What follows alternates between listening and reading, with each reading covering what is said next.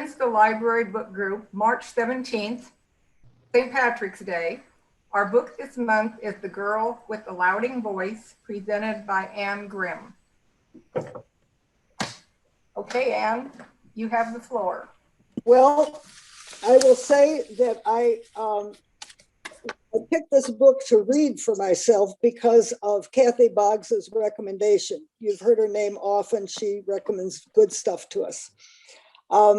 But I recommend it for the book club because of the exciting, good book it is. There's so many things I like about it. One comment I got from an interview of the author is that the book has beauty and humor in spite of harrowing experiences. And I think that the harrowing experiences were certainly there. I think everybody's very aware of those. Could you just raise your hand if you read it? It looks like that, and I think I know Roberta did. Good. Okay. Just a little background on the author. She was born in Lagos, Nigeria. Lagos is the capital and largest city in Nigeria. She has she lives in England now.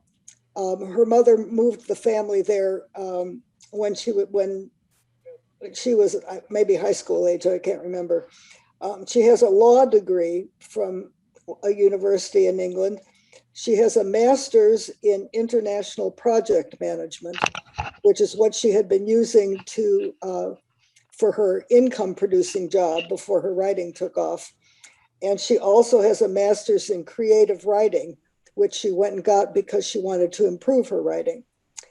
She started writing fiction with a blog and also was editor of a church magazine.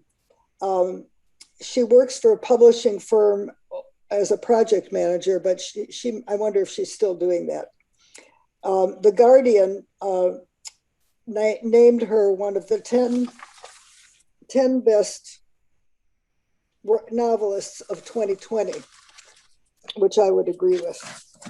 Of the sources that I read, there were two that were interviews of her, and one that was my favorite because it told me the most about her. When her daughter was about 8, the daughter did not want to unload the dishwasher. And Abi told her, you have to unload the dishwasher. Girls your age in Nigeria are working in other people's houses for pay. You can at least unload the dishwasher. So the daughter wanted to know, well, can I get paid? And she said no. But that whole conversation triggered her to do some research about household help in Nigeria. And sure enough, she found out that housemaids were subject to violence, other mistreatment, and low or no pay, which is what Aduni, the heroine, experienced. Aduni's English in the book, Aduni, I have a question on this, so I shouldn't say too much, but anyway, her English is typical of, well, let me back up. English is the official language of Nigeria. So everybody is learning some in whatever schooling they get. It's very limited for a lot of people. And the author said she found it necessary to understand the character, to use Aduni's voice the way Aduni would be speaking. It's not pidgin English, it's just non-standard English. Pidgin English is widespread in Nigeria, but that's rich people speak that also. What Aduni has is learning English. The author learned about this kind of speaking from watching Nigerian movies, listening to how people talk, and also from Alice Walker's The Color Purple. And I don't remember the role of language in that book. Does anyone remember that? No. Okay, and her mom we hear about Black people in this country that somewhere around age 14 or whatever, the parent has to give the child the talk about being careful around white people, especially police, because you can get picked up just for being there. And be careful not to talk back. Well, the talk for Aduni, not Aduni, the talk for Abi from her mother was about education, how important that was. Abi was headed, thought she was sneaking down the stairs to go outside. Said she was going to the dustbin. Well, she was actually going outside to meet a boy. And Mama stopped her on the way out and said, I know where you're going and I know why you're going there. And I just want you to know how very important education is. You must pay attention to education above all else. There will be other boys, but your education matters first. So that's part of how she was raised. Anybody want to add anything about the author? No, really good. I learned a lot. Okay, we can start off then with the questions. Well, does anybody just want to comment in general about the book? Well, I'll say really quick that I did not read it because I knew I would have trouble with her voice. And so I'm the only one who hasn't read it. So I'm just going to sit here and listen. Okay. But Okay. I agree with you. The English used in the book turned me off. I mean, I cannot concentrate when I see many mistakes. I can make mistakes speaking, but the book, having her, I don't know why. I was wondering why they didn't, put it on a proper English. But maybe that appeals to you. To me, for me, it ruined the book. I agree with you. I love the book, and I like the pidgin English was very interesting. And I think it, got the story across by using it. It just, I don't know, it just made the story real, and some of the scenes that she said in her pidgin English was so different. And I really enjoyed the book. It is a book that you won't forget. I've read books and forgotten them, and this book I won't forget. It kind of stays with you.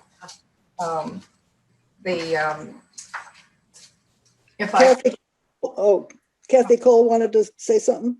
Yes, I agree with Daleen. I think her voice, her language was perfect. I loved it. It made everything in the story seem so real. I want to go to Nigeria and I want to help girls in Nigeria now. I mean, this book affected me so much. There were pages I could barely get through. I was crying so hard. It really had a huge impact on me. And I've actually recommended it to several people.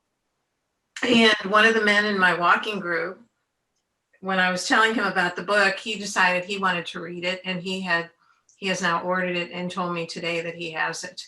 And usually I don't think of men as being avid readers, not as much as women anyway, at least not the men that I've known. But I was impressed. So I hope he enjoys it. And I just thought it was wonderful. Yeah. I couldn't but compare it to another book that I read just recently by a Nigerian author. It's called We Don't Come to You by Chance.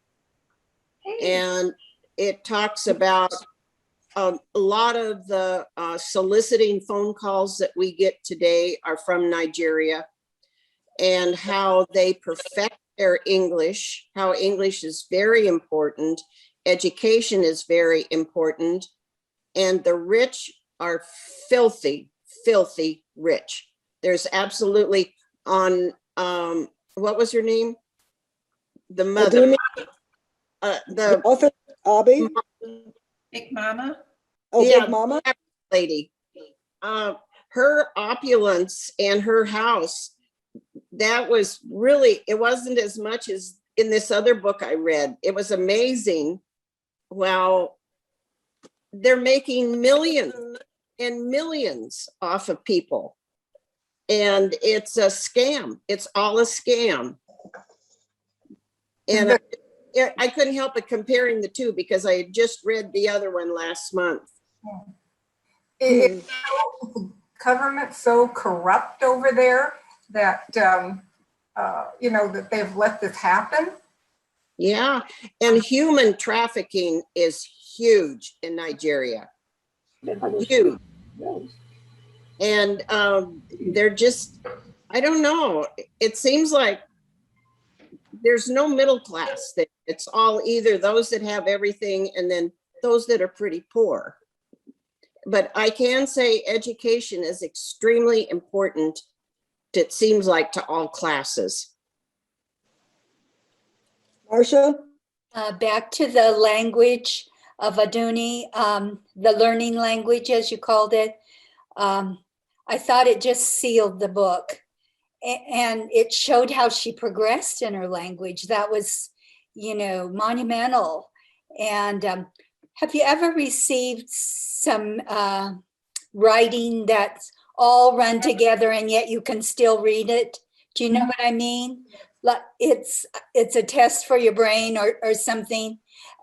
It reminded me of that, you know, no matter what, you know what they're saying. It's what she was saying. And if you had to think a little bit about what she was saying, how special it was. I adored that part of the book. But in the beginning, I thought, oh, this is, if there's too much of this, I might have trouble, but it just grows on you. Yeah. Yeah, I would have to agree. I would have to agree with you, Marcia. When I first started reading the book, I thought, uh-oh, this is going to take me forever. And, you know, I think most people who do read a lot are kind of bothered by that kind of thing. But it was surprising how very, very quickly I got past it because you were so enthralled by the character and the author did such a good job of drawing you into her life. And I feel really making you care about her. Right. This is Roberta. Can you hear me? Yes. Yes. Is that Roberta? Yes. Okay. No picture, but I guess you can hear me. Yeah. I thought the writing was genius in using the sort of not really pidgin English, but the primitive English and progressing it through the book as she was learning more and more all the time. I think that would be a very difficult writing skill. Mm-hmm. True. Well, I really appreciated the author's comment about that she had considered not using that. But what she found was that she had to write the way Aduni would be thinking, the way this character would be thinking in English. She had to write that way in order to get into the character enough to bring her alive. And so that's why she stayed with that for the writing style. And then, as a couple of people have already said, as Aduni learned more English, the writing reflected that. But that was the author's choice because that was how she could get into the character and understand what Aduni felt about things. So I thought that was interesting. And Lynn, welcome. Thank you. Sorry, I lost track of time. That happens. And do you think that maybe the author has a little bit of insight that she was kind of like an Aduni at one time back in Nigeria before she left? She seemed to have so much insight to the people and their, their customs and everything. Well, she said she went and lived in Lagos for 3 years to do research. She was born and raised in Lagos. She was born there. Right, but after she left England and then she went back as she was doing research for the book. And she lived there. So I think that really helped her. She was really trying to make it as real as she could. Yeah, that's good. Well, the people were so picturesque. I mean, you could just, see the people. it was even with the pidgin English that she used, she described them so well. So who were some of the colorful people that you noticed, Daleen, that you remember? Who were some of the colorful people that you remember? Oh, well, what was her mom? The most Mama. one was Big Mama. Big Mama stands out. She was the most colorful one of the whole bunch that, kind of stood out. She was mean. She was really mean. But didn't you think when, kind of at the end, when Aduni got in her face and said how unhappy she was with her marriage, but she was just taking it out on her and the girls that worked for her? I think maybe it made her realize that she was being unfair in her meanness. She really needed to be mean to her husband. Yeah. Not maid. Yeah. Well, she finally locked him out, so. That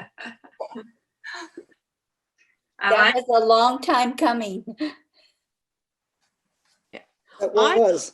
Kofi, the chef, I think he showed such a compassionate side and he was so helpful. He was the one that got her to sign up for that scholarship and got her the paperwork and told her all about it. And then he protected her, at night.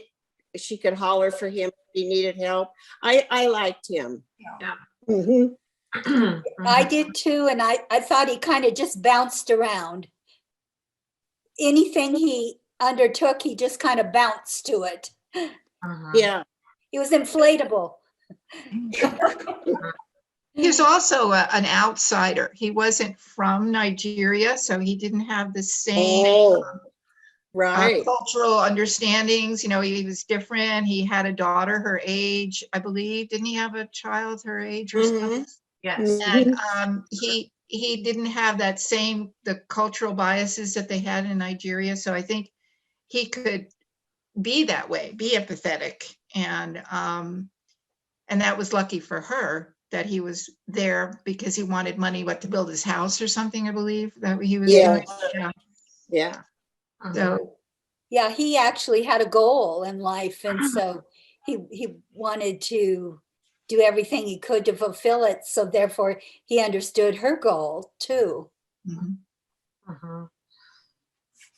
Haven't you known some people along the way, though, that they just, whatever they say it? I missed that. Huh? I couldn't hear you. I'm sorry. I said, haven't you known people from time to time that whatever they're thinking, they just have to say it? Like no matter what was going through her mind, it came out her mouth, Yeah. And she was pretty frank sometimes. And she questioned everybody and everything. Right. She wasn't afraid to ask why this, why that, where's Rebecca, what happened to her, Yeah. I think her mother was a big influence in her life. Yeah. That she was the strength of Aduni and wanted her to overcome the hardships of life and to get educated, that it was a way out. Don't you kind of wonder about the men in Nigeria? It seems like even in this other book I read, the women are the ones that ran the businesses. They made their kids get an education. They fed them. They did everything. And the men just kind of hung out, Island of Sea Women. That was Exactly.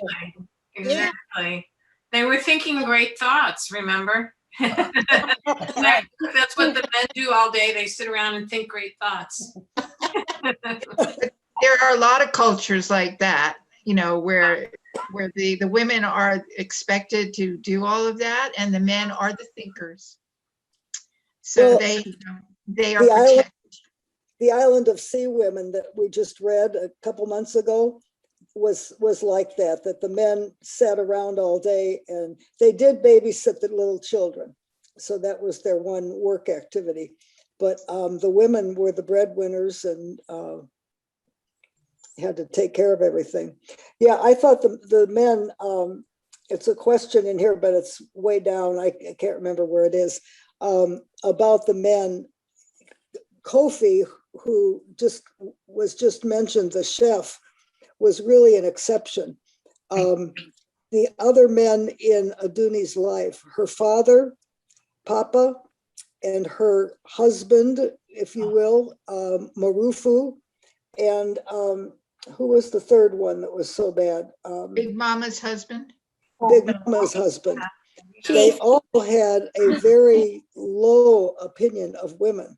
Marufu's was the worst, that there are only 3 things women can do are good for, I think, bear children and cook and do bedroom work. That was her husband's idea about women. But that seems like it was a cultural thing. Now, Miss Tia, the woman who ended up befriending Aduni, her husband was a little bit different, but I think had he been raised out of the country? I don't remember. Yes, yes. Yeah. Mhm. But And even he kept a secret from Miss Tia that he was infertile. And her not knowing that had some grave consequences for her from that horrible bath. Oh, that was horrible. Ugh. Yeah. Yeah. Mm. That was, I think they were obsessed with the bath. Tia's mother-in-law wanted her to go there and to take this bath in the river or lake or whatever it was. And it was a fertility bath, supposedly. And, but it turned out to be, she was being stripped and beaten by 4 other women. And that was pretty bad. Yeah. And then the other bath was her friend Khadija. Khadija, is that it? Yeah, Khadija. And with her pre-marriage person, and he took her to a spiritual, it was called a spiritual bath. And that he left her, and she died. yeah. It seemed like they were obsessed with these baths that like a miracle thing. Yeah, why do you think that was in that culture, that the bath had such meaning? Weren't they trying to beat out the devil or beat out the bad spirits or something? Mm-hmm. So that's part of their belief, I guess, that they, if something, you can't have a child or you're sick, that they'll beat it out of you. And maybe the whole idea of cleansing too, just to cleanse away, get rid of what might be inside of you, whatever, demons, spirits, whatever that might not be. And it seemed that the whole idea of bathing and getting nice and clean and shiny clean was kind of a treat. It wasn't something that, we kind of take for granted. I got the impression that it was a chore to make that happen on a regular basis. So I felt that baths were just very important. It's hard to believe, isn't it, that this is present day Nigeria? Yes. And some of the still very primitive beliefs, even in the big city like Lagos. Right. I'm sure there are many other African countries. We really know so little about Africa. That's just not included in our education. No. Like Europe and other countries are that are, of course, more advanced. But we know very, very little. And I'm sure there's other countries, other more rural areas where these primitive beliefs still take place, and it's usually the women who suffer. I have a really good friend from Uganda, and she really believes in education. She's very well educated, and her kids are very well educated. And there are three things in her life, I would say: family, education, and helping others. So, you know, she's seen things that she can do, and she does them. And it requires a lot of traveling back and forth because she has family still there, and her husband and she and her 3 children are here in Murrieta. And but Uganda's a whole different story, and I don't really know what the difference is, but anyway. That's interesting, yeah. Go ahead. Go ahead, I Ann. was just to say, maybe we've kind of done the first question. The second one about the Book of Nigeria that was used to introduce the chapters. How did that help or hurt the narrative? What purpose did that serve? I personally thought it was great. It gave me a lot of insight into, you know, what was happening in the country, but it was a good way for her to establish what was happening, you know, and I just thought it was genius to put that in, actually, because Right. it really set the scene for the little tidbit, when it wasn't a lot, which was great, but it made you just imagine, and then she filled in some of the other pieces. So I thought it was great, personally. I could hardly wait to see the tidbit for the next chapter, you know. And then once I saw it, I thought, oh, I've got to read this right now. It's really terrific.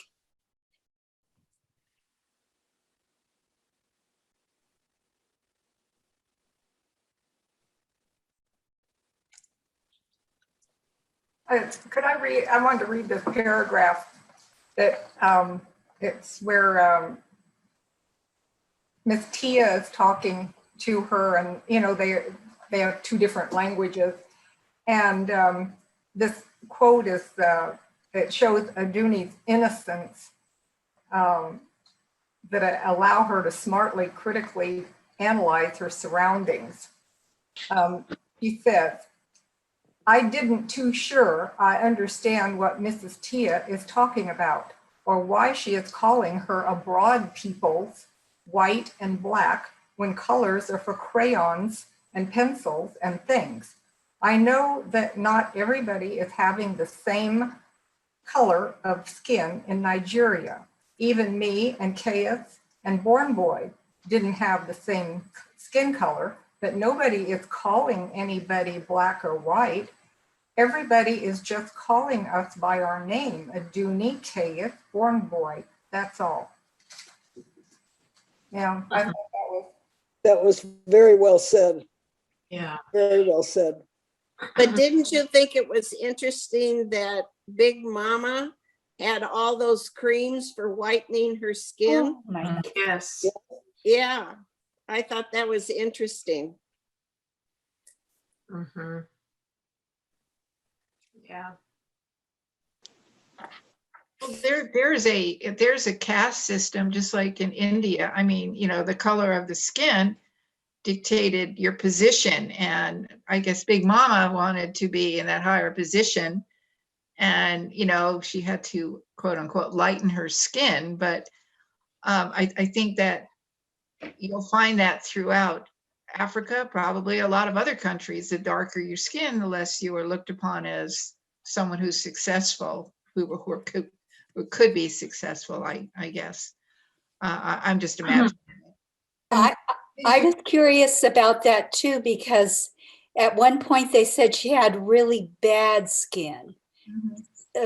Not pustules, but they called it something else.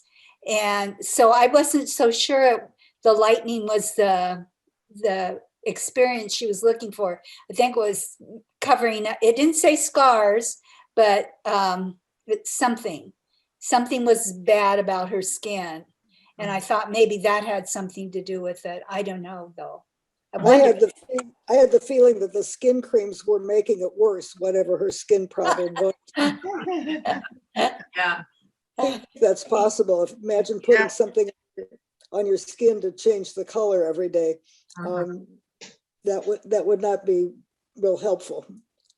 I got the feeling that Tia was very light skinned, and and it said that she was thin and dressed well and everything. And I think Big Mama was jealous of her. Yeah, I wonder how big Mama was. I mean, I didn't hear any poundage. You know, Extra even here, extra large. Go ahead.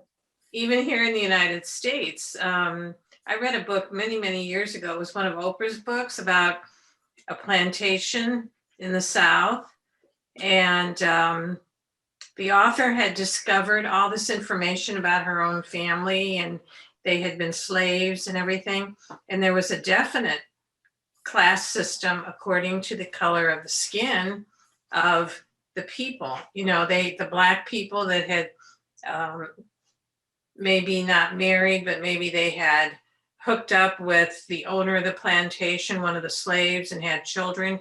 And they had like names assigned to these different skin colors that people had, depending on how close you were to being white or Black. And the closer you were to being white, the higher up in society you could go. Well, it's still It's a problem in England even today. Yeah, right. I worked with a woman years ago in Chicago who was kind of a medium brown skin with some freckles. And she said in her family, skin color was just all over the place. Brother or sister might be very dark skinned, and the next one would be light skinned. And as far as she knew, there wasn't different fathers creeping in. It was all the same couple. But just a lot of variety depending on how the genes got tossed for that person. So I thought that was interesting. Yeah, really.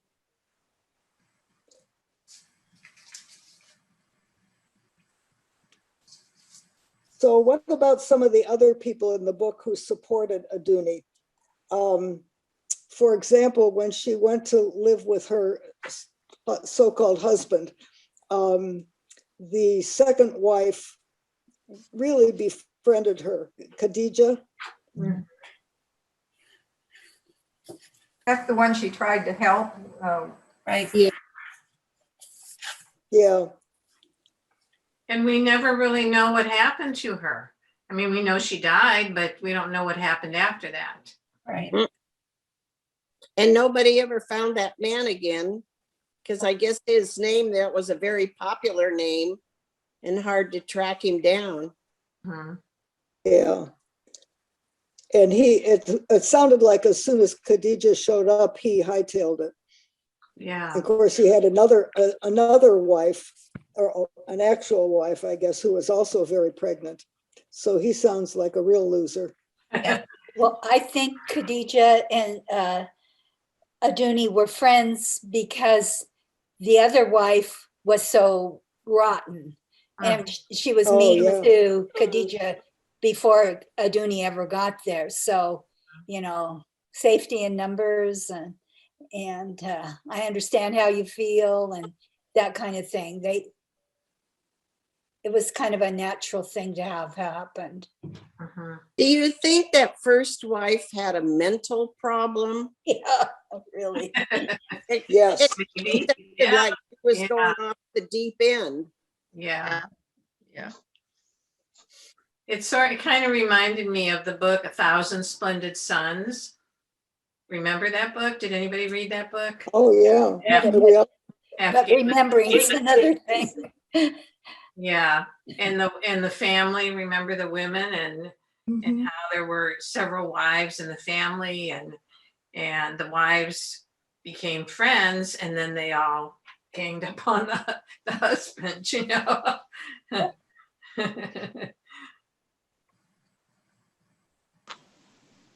seemed to me that there were not that many people that Aduni could look to for support, the poor thing, throughout her life. And even people who were there who were supposed to be helping her turned out not to be. That Mr. Cola, the man who got her the fabulous job with Big Madam. Yeah. But the few people who did support her, supported her so incredibly well. Tia and Kofi, her mother, she just got incredible support from them. And so I don't know that it balanced each other out. I think the poor thing still came up on the short side of the stick and had to just go through life screaming and kicking and making her voice known. But I don't think she had that many people who really she could count on for support. But I do think a turning point was when the woman her mother had made the puff puffs for helped her. Oh, yes. Yes. I thought that was, I think I felt there was hope at that point. But it was her son who was taking advantage of her. Right. You know, Her son was Mr. Cola. right. Yeah.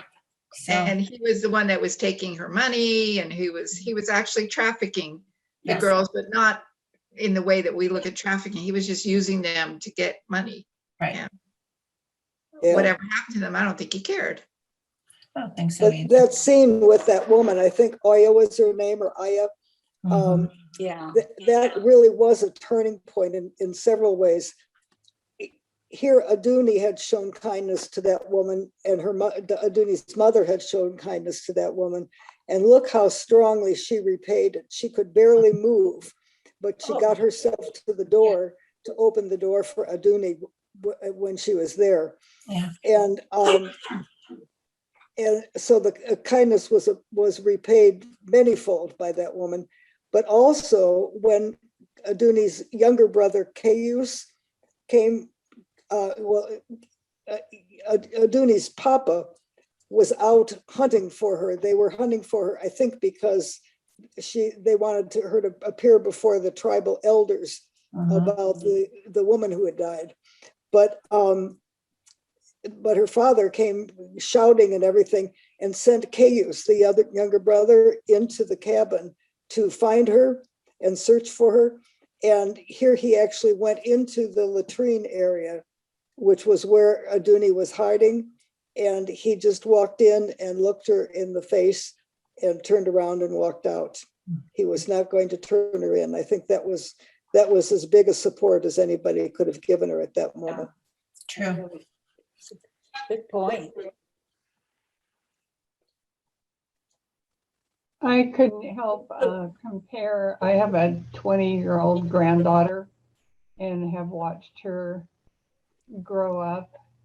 So to compare how she was at age 14 and how American girls are at age 14, to compare to the life that Aduni was having to live, it's hard to imagine. I mean, I can't imagine a 14-year-old girl here even thinking that a life like that is real today. They would think it was made up, it was a story, because they just couldn't relate in any way to that. Yeah. I don't think they can. I don't think American children can relate to even children who are in high poverty in this country, and in the way that some of them live. You know, I had students at my school. You go to their homes, and there was maybe one chair and a mattress on the floor, and you know that. I don't think a lot of teenagers would understand that either if they saw it today, because it isn't something that is discussed. Let's put it to you that way. It's discussed in this country as a way of life, unless you're living it. You know, so I think it would be hard, Roberta, for anybody to relate to that. Mm-hmm.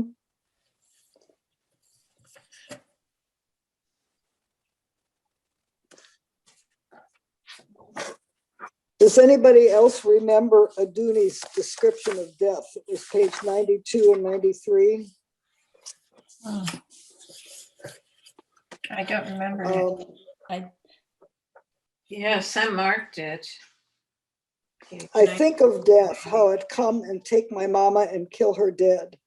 Death, he tall like a iroko tree with no body, no flesh, no eyes, only mouth and teeth, plenty teeth, the thin of pencil and the sharp of blade for biting and killing. Death is not having legs, but it have two wings of nails and arrows. And death can take the form of anything. It's clever like that. Today it can take the form of a car, cause an accident. Tomorrow it can shape itself as a gun, a bullet, a knife, a coughing blood sickness. And that was when she was losing Khadija. That particularly struck me. Did it strike anybody else? Yes, because the way she describes death, it's like it's a thing. It's something that comes and can get inside of you, like a person or an animal or something, not just being the natural thing that happens to people. It's like everything evil, everything that's evil is death, Like an evil spirit that can take any. Right. Yeah. Yeah, we don't think of death that way.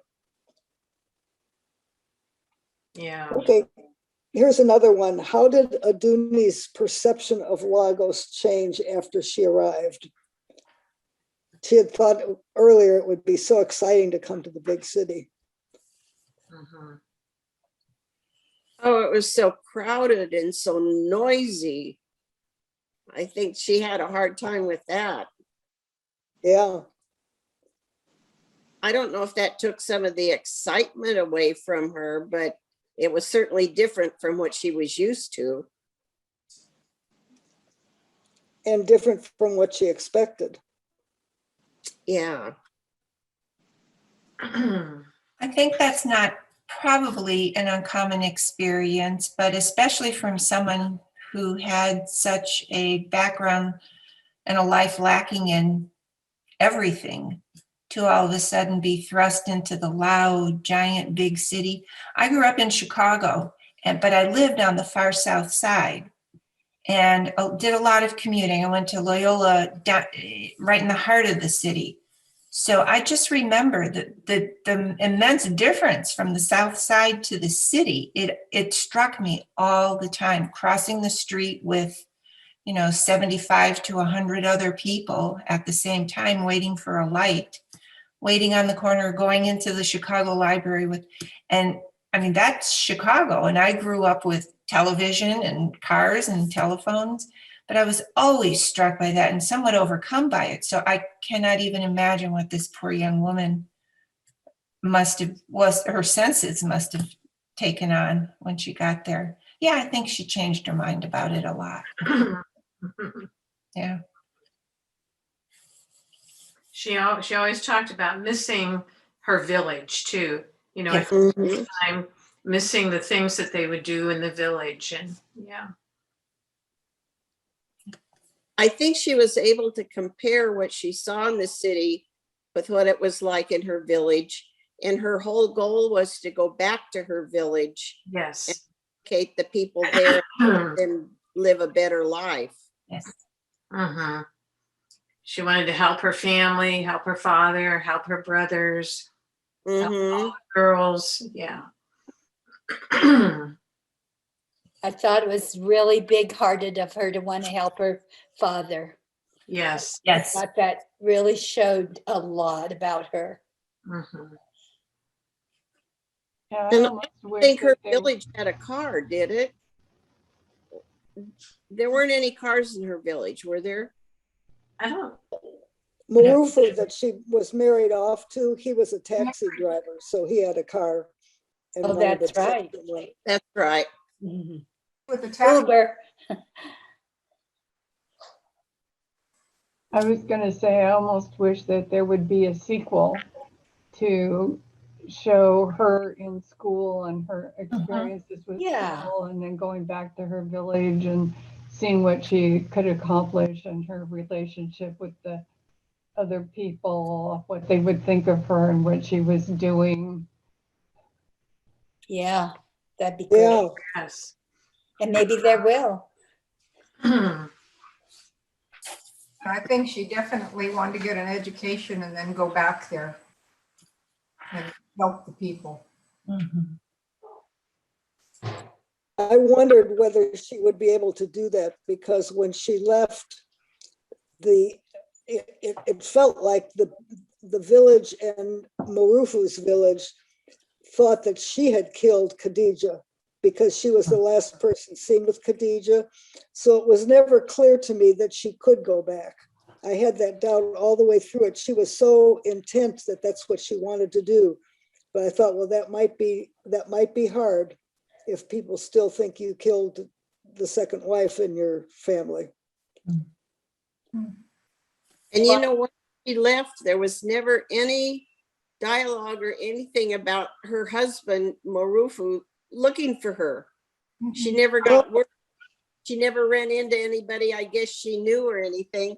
So you don't know if he missed the two of them or not. He could buy more. Right. He could buy, I But think he all probably did. he wanted was sons. That's what he told her, you know, once it's done.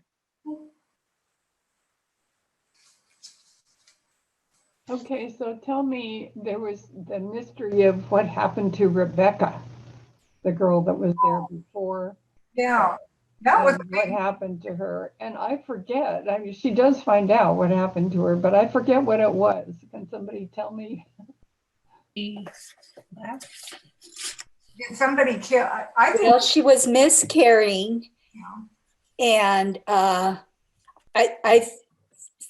thought she got fixed up somehow, whether she miscarried or she was able to keep the baby, but they got rid of her. I mean, they didn't kill her off, is what I thought. And I thought that's what they needed to do, but I don't think they did. really, I think the husband buried her or something and killed her. Didn't she think that Big Daddy had given her some poison? Yes, something to make her miscarry. But doesn't Big Mama tell Aduni about her? Tells her that she took her to another village somewhere and dropped her off or something. They didn't kill her. No, it made you think they did anyway. But I wondered about those waist beads. I don't know about that. What are these pregnancy waist beads for? To see if you're getting bigger, or what? Is that good luck, or you hang a ring by it, it's a boy, or it goes to the left, or what would those waist beads? Young girls wore those beads. And so she took hers off because her stomach was getting big. But I just wonder if it's a sign of youth that they got the beads when they were younger, maybe, and for the time. I don't know for sure. Yeah, I wondered about that, and I never looked it up, but I I thought never it was did kind of either. interesting. So Aduni was so sure that, excuse me, that Rebecca would not have on her own gone off and left the waist beads. Because it was, I guess they were the kind of tradition that once you got them, you hung on to them. That's the impression I got. I never researched that. I wish I had.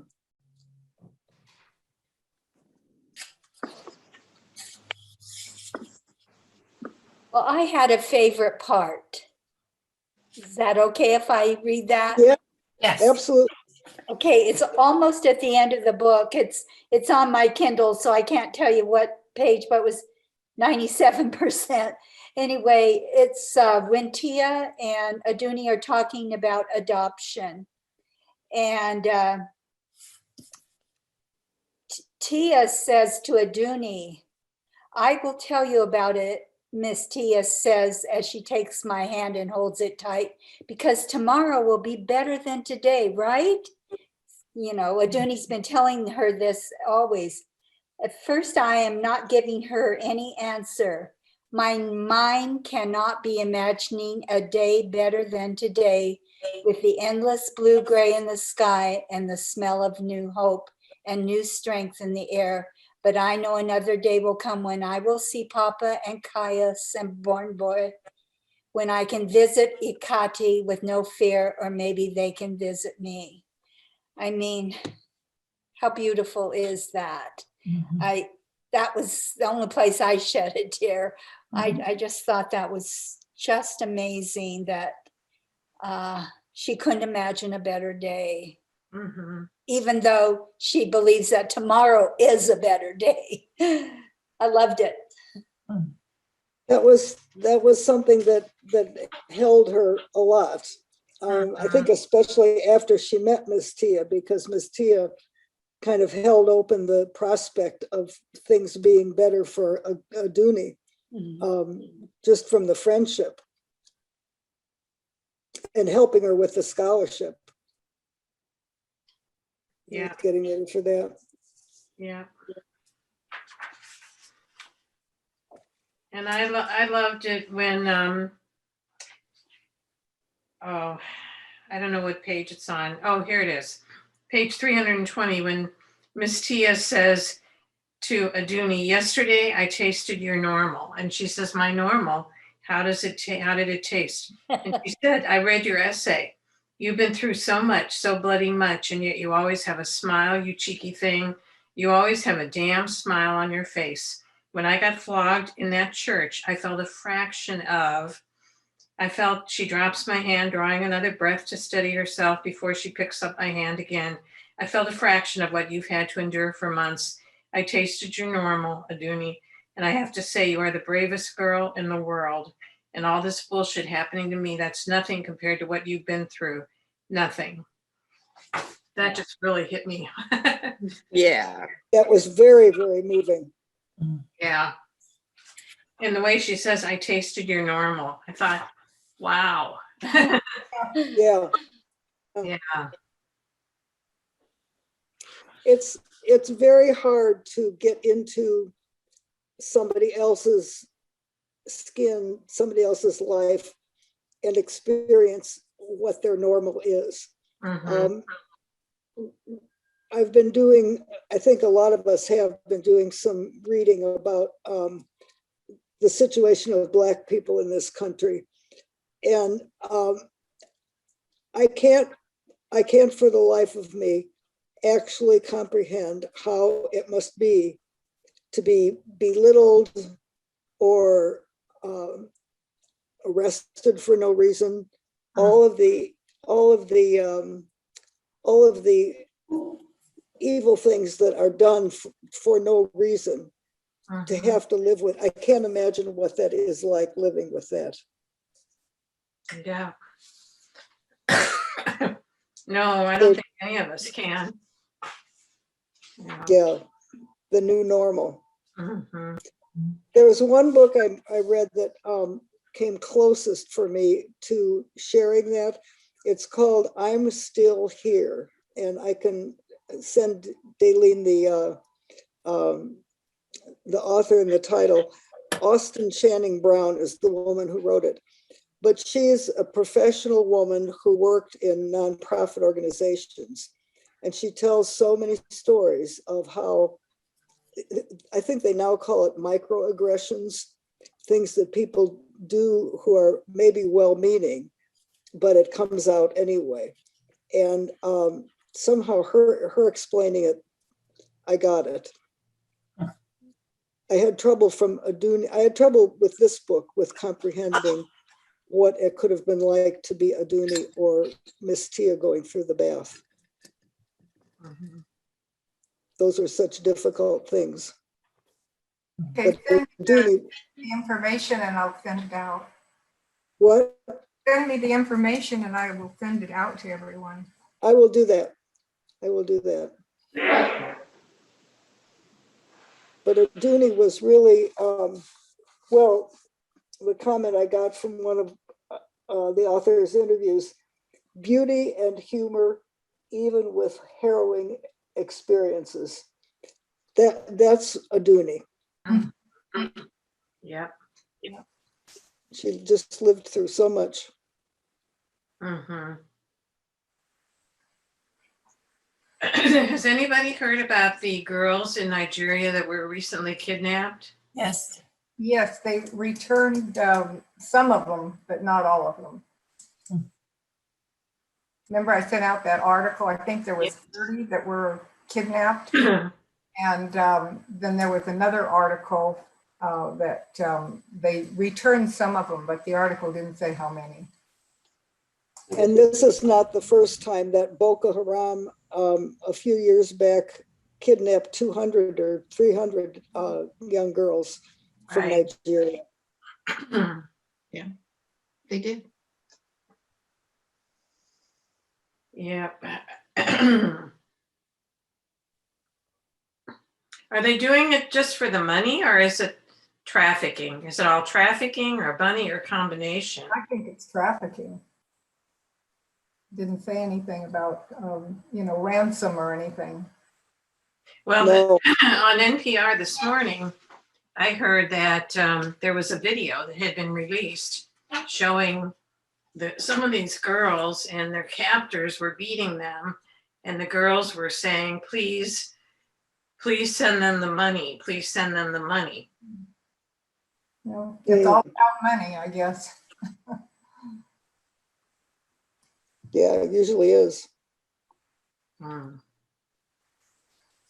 Well, I hope people enjoyed this book and felt like you got something from reading it. Definitely.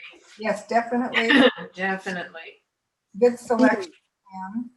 I'll go back to one quote that for me, that sold me on the book on page 8. Long ago, Mama tell me that fireflies are always bringing good messages to peoples at night. A firefly is the eyeballs of an angel. I'd never heard that before. I thought that was beautiful. Yes. Yes. Thank you, Anne. Thank you for recommending this book. Thank you. Thank you. Lynn, do you want to talk about your book for next month? Well, it's Anxious People. I'm sorry I don't have the copy in front of me because I left it in another room, but I hope you enjoy it. It's different. It's the writing, you have to kind of pay attention to it, but it's Say hi. I think it's fun. It's different. There it is. Yes. And he wrote the Book of Av also. So, if you've read that, you might find that, similar. But try to enjoy it. I know I seem to give you books that you have to kind of think about because characters are running around, but I think you'll get some enjoyment out of it. I hope that you will. And I'm looking forward to the discussion. Lynn, I've read the book already. Did you? And yeah, I'm looking forward to the discussion too. I thoroughly enjoyed it. Oh, good. Good. I was trying to find, because of, everything has been such a crazy year, I was just trying to find a book that was a little bit lighter. Yes. And yet still could hold your interest. So I hope that, the rest of you find it that way as well. I look forward. I can't come up with those unique ones like Anne. You seem to come up with them. But, I did try to find a little bit more bizarre. So we'll see. Anne comes up with provocative books. She does. I love them. Definitely. Thank you. And Roberta here. Obviously, I've had technical difficulties again. I can never figure out why, because it's different each time. Do any of you know someone that's kind of an expert in using Zoom and the camera and how to sort of manipulate it around? Because I can never figure out what I've done wrong. And the usual sort of tech support people are not that familiar with Zoom. They know the hardware and they know the different internet problems and so forth, but something like this. Roberta, I do. I have to look up his number. And he did have a shop on Jefferson for many years. And I always took my computers there to him. And but then things got kind of bad. Then he just goes to houses now, and he gave up his business there. It was just too expensive. But let me look up his number and I'll send it to you. Well, Daylene, could you send it to everybody, please? Oh, yes, I could. Yeah. That sounds useful. Yeah. I have someone that's really, he's Microsoft licensed. I've used Tom King here in the colony. He worked for one of the top companies and is very knowledgeable. But again, it's using Zoom that's the issue, and not something that those people are usually familiar with. Okay. Lynn, didn't you say a while back that you have helped a lot of people with your online classes get over Zoom problems? Not, they've actually helped me, but Lucky you. I just, I don't know. Sometimes it has to do with the age of your computer. Sometimes it has to do with your video. I'm not familiar. I could set up a Zoom. Roberta, if you wanted to, I could try a Zoom meeting with you and see if you can do a video with me, and maybe we could figure it out. If you wanted to, I could do it through my Point Loma, just as a test. That would be fine. If that's something you'd like to try, I could do that. But as far as, how Zoom works, you got me. I've just learned a lot from it, but I really don't know the technology behind it. Yeah, whenever I've done tests with people that have been fine, and like the last time for book group, everything was fine and didn't do anything different this time. So it's really, I'm at a loss. Would it have anything to do with that we're recording this time? I don't know. I was able to click on recording. Yeah. So that wasn't it. Maybe I need Zoom for Dummies. Oh, you just need a 12-year-old helper. Yes. Roberta, Roberta, you just said you clicked on a recording. Yeah. You're not the person who should be doing that. Okay. It's the person who want to do that. It's coming from the invite person who records it. Right. So I don't know if that's a factor or not. I'm not sure, but I tried it both ways. Oh, did you? Okay, well, see, I don't know then. Sorry. Mine just said continue. When I came on, it said this meeting is being recorded. If you agree to this, click continue, and then I clicked on continue. Right. And that's what I did when I came on late too, because that's what you should do, because it's already in. Yeah. The meeting's already in progress, so. Right. I Okay. don't know. Well, if anybody comes up with anything, please let me know. All right. Good luck with that. That was Maggie that called and said she was sorry that she clicked on it and she was out of there. Was that Maggie? Maggie, yeah. She just called. Said she was sorry that she left and, hadn't come back. Well, thank you so much. Yes. And thank you again. Yes, thank you. Thank you. You're welcome. Thank you all. You make for a good discussion. Nice. Bye. Bye. Take care, everyone. Yeah. Bye-bye. Bye. Bye-bye.